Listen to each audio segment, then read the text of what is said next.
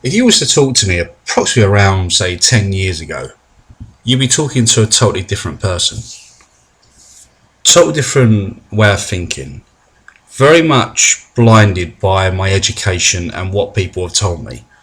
So-called historians telling me about the World War II, World War One, the Vietnam War, 9/11, you name it, all these major historical events.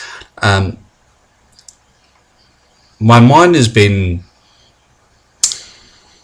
bombarded by information that's not only incorrect, but I would seriously consider it being propaganda. But it's been so good, this propaganda, that a majority of the planet actually still believe it.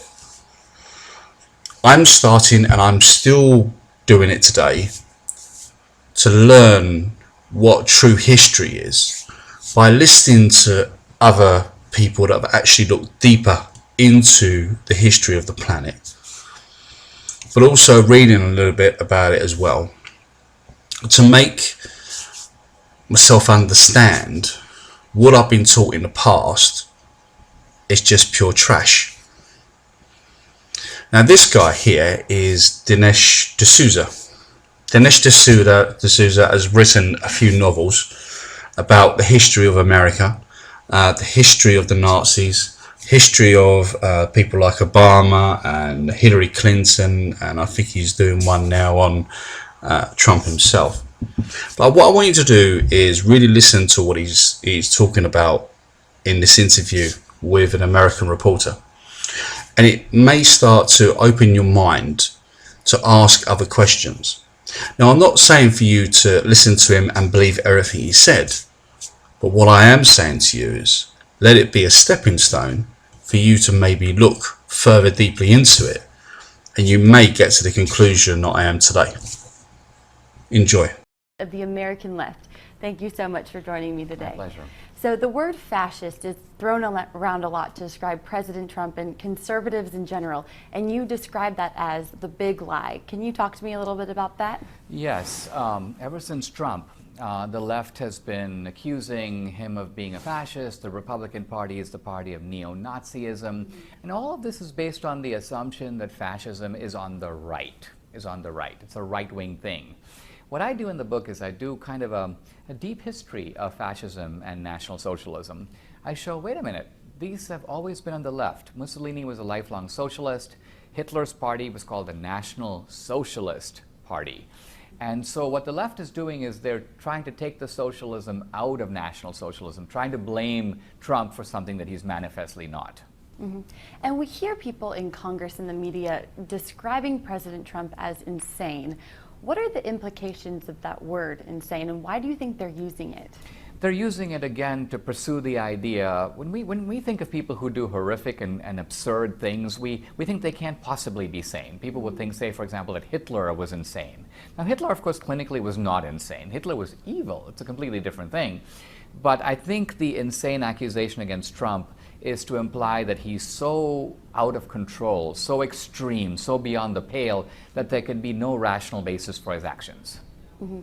So you say in the book that it's not actually President Trump and conservatives using Nazi and fascist tactics, it's liberals and Democrats. Can you talk to me about that? Well, first of all, if you go to the college campus, you see this group called Antifa. Now, the name actually stands for anti-fascist, and yet if you look at them, they're wearing costumes, they wear masks, they carry bike locks and baseball bats as weapons, they intimidate, they terrorize, they use violence, yet they're doing it supposedly to fight fascism, except they look like the fascists, they talk like the fascists, and they behave like the fascists. Mm-hmm. Yeah, and in the book you talk about how Hitler and Mussolini admired the Democratic Party. Is that so? Yes, Mussolini and FDR had a mutual admiration society going. They both admired each other. FDR had nice things to say about Mussolini and sent members of his brain trust to Italy to bring fascist schemes to the United States. Mussolini reviewed FDR's book in an Italian magazine. He goes, "Great guy, he's one of us, he's a fascist."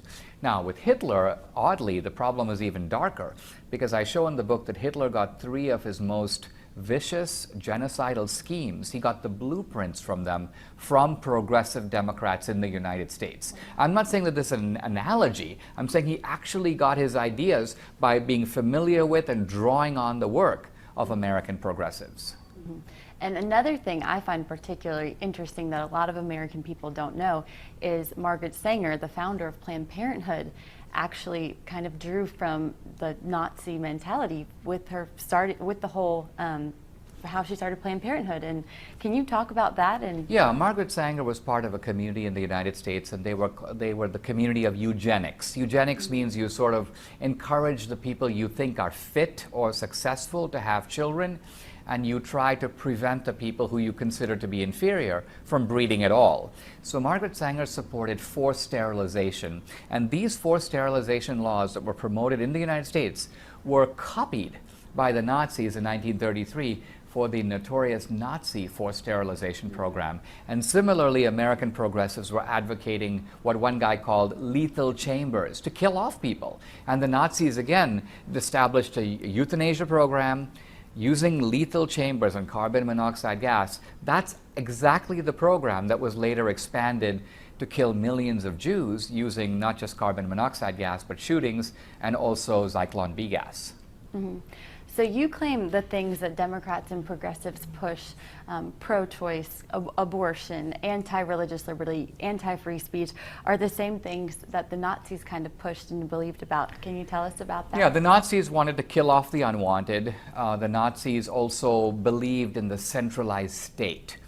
So did the fascists in Italy. Mussolini said everything is in the state and nothing outside the state. What Mussolini means is that the state is like a single organism, and each individual is a tiny cell. So our only value is what we contribute to the larger collective. Now, does this sound like the platform of the Republican Party? No. The Republican Party is based on individual rights, whereas the Democratic Party believes in this sort of sense of collective belonging. That's a fascist concept. Yeah.